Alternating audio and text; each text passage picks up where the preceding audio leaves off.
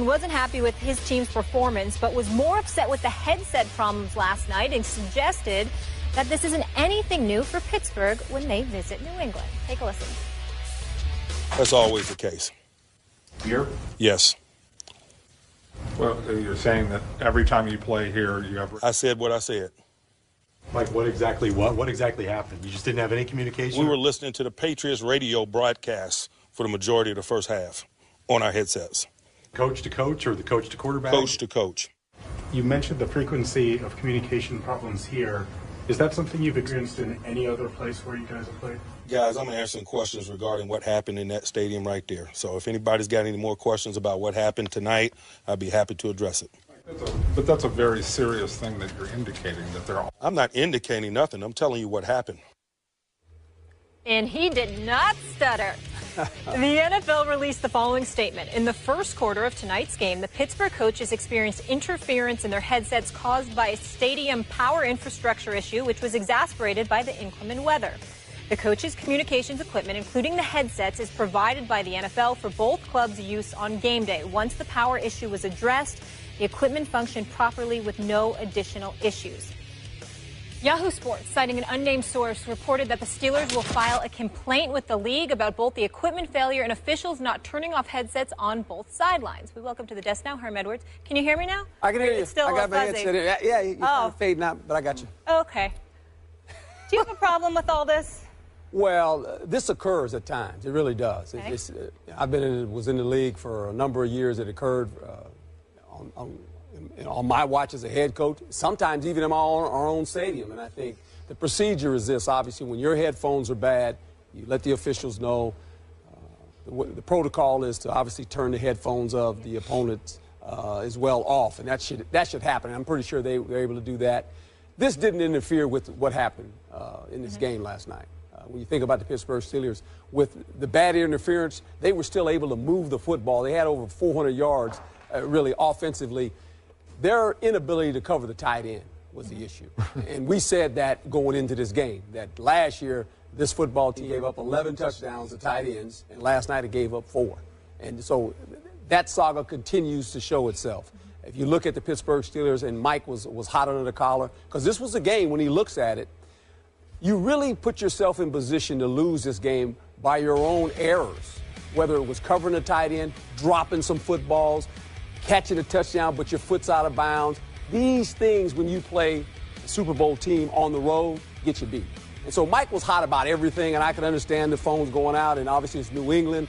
All of this transpired this whole offseason. In the first game of the season, everybody's excited about football, and guess what? The head coach, when the game's over, said headphones didn't work. Well, everybody's talking about the headphones now.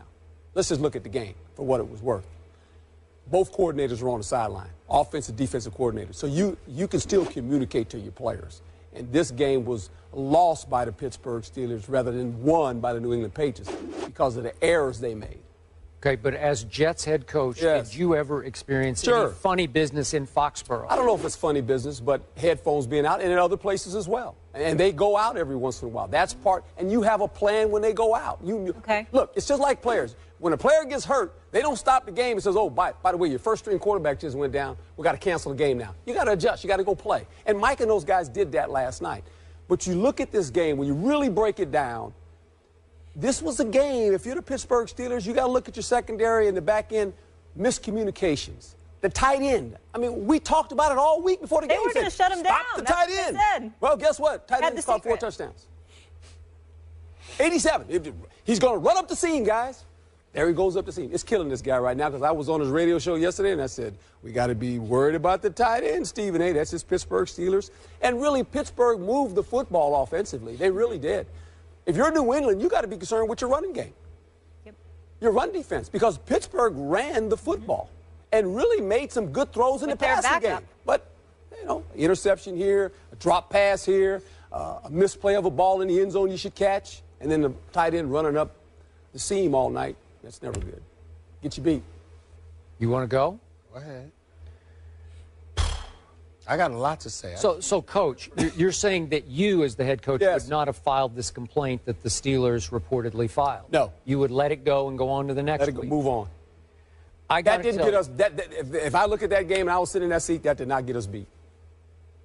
I don't blame him for filing this complaint. And I do love me some Mike Tomlin, and I love that soundbite. I loved what he said afterward, because you want to talk about straight from the heart. That's what I appreciate about him. He's going to tell you just about precisely how he felt after that game. And I do agree with you. Strategically, it didn't lose the game for the Pittsburgh Steelers, in part because your quarterback's a veteran quarterback, and I can make the case he could call his plays better than Todd Haley could call them for him. But that's a whole other issue. But you have two veteran quarterbacks who are not going to be at all knocked off balance by not having communication with their coordinator. Coach to coach, that's a whole other issue. But here's my problem. It's just hard for me to believe, after all we have heard and read and seen reported by outside the lines about past Patriots cheating. It has been verified. It has been documented. They got busted for Spygate. With all that as the backdrop to last night, it's just hard for me to believe that that was just some far-fetched coincidence, like a 1,000,000-to-1 accident, that all of a sudden the headsets go out. And look, am I saying that Bill Belichick orchestrated that? I have no idea, but I think he loved it, because it makes every team that walks into that place see ghosts. Everybody's looking over their shoulder. We heard the story about Peyton Manning. He's told Peter King that, man, when big games at Foxborough, I never talk strategy in the locker room, you know, deep strategy. I go out in the hall and talk about it just in case.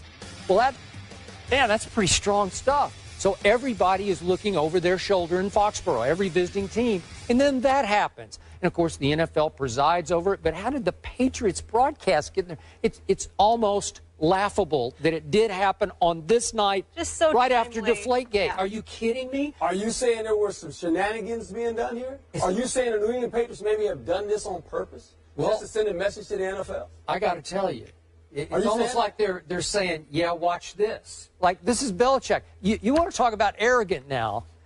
I'm just going to remind you, just quickly, if we go back to the genesis of Spygate. Remember, Eric Mangini, we all know him. Remember, he left Bill's staff to go coach the team that you coached, the New York Jets, and he just said very simply, Bill, I know you tape the defensive signals, just don't do it to me. You can tape everybody else, just don't do it to me. And Bill did it to Eric, and Eric just said, I just can't take this. I'm going to say something about this, and that sparked what happened. Okay, go ahead. I just want to point out one thing before Stephen A. goes and you continue. So the NFL provides the headsets, but it's the home team who's responsible for the installation and the maintenance of the equipment. That's right. That's exactly right. So we're all clear. That's exactly It just seems fishy to me that it could be this 1,000,000-to-1 accident on opening night after Deflategate. I'm sorry, but I don't have any proof of that. I'm just going off history. I agree with Skip. It smells. Yeah. It definitely smells. A little funky in there. But I'm going to aim my attention to Coach Herm Edwards. Okay. I'm disappointed in your position. Okay. Let me tell you why I'm disappointed. Go ahead. And I'm a guy that, you know, I'm into sports. It's what I do for a living. But, you know, I love politics in terms of just watching and, you know, purviewing the landscape, watching what's going on. And I have a little pet peeve about just anything. I can't stand when people are so caught up on an agenda that they gloss over the substance of what somebody's saying and whether or not they're right or wrong. We all know Steelers lost last night. We all know that their secondary is pretty highly suspect, particularly when it comes to giving up touchdowns to tight ends, as they did last night and that they did all last season. Yes. We get all of that. When have you ever seen Mike Tomlin duck that reality or that issue? Whatever the issue is with his team, he owns it. I recall a couple of years ago when the Steelers started out 0-4, and guys were walking off the field, and Mike Tomlin was sitting there looking. They were walking off the field because he needed to look in cat's eyes and see who's quitting, who's giving up. Say what you want about Mike Tomlin, but this brother is as real as it gets. He tells you where he stands. He tells you how he feels. He doesn't sugarcoat it. He ain't lying. He may not go all out, but he gonna let you know what the deal is. I didn't hear Mike Tomlin that was making an excuse for the Steelers losing last night. I didn't hear Mike Tomlin coming out that said we should have won the game and we got robbed. I didn't hear that. What I heard was a guy addressing a specific issue with this team that should not have happened. Not only did he go as far as to say that, why did he say it should not have happened, Coach? Because he basically said this ain't the first time. They asked him, was it the first time that that's happened here? He said, no. They tried to get him to talk about the bigger issue. He said, I ain't getting into all of that. I'm answering questions as to what happened tonight. They asked him if it happened before. He said, yeah. So what? And you saw him peeved. Now, if he was peeved about his players, do you think that Mike Tomlin would have hesitated to tell us? No. Not at all. Right. The fact that he aimed his ire clearly in the direction of the New England Patriots should tell you something. And instead of looking at it from that perspective, we're sitting here and we're saying, well, you know, they gave up a lot of stuff to the tight ends. And I'm like, yeah, we know that. Ain't no denying that. Right.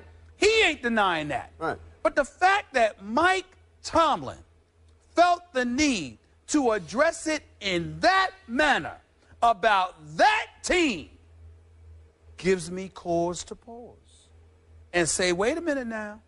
All right, New England. You know, this Tom Brady deflated footballs, all that. Forget all that. But now, New England, what the hell is going on? What are you doing? Do I think the Patriots did something like this on purpose? Here's my direct answer to that. I wouldn't put it past them. Why should I? You know, all of this noise has been made. What did you just say, Molly? The NFL provides the headsets. But in terms of the installation and the maintenance of it, this is what it is. Now, Bill Belichick is saying, well, we have problems with it too. You're saying, well, it's different for the home team. I'm sorry.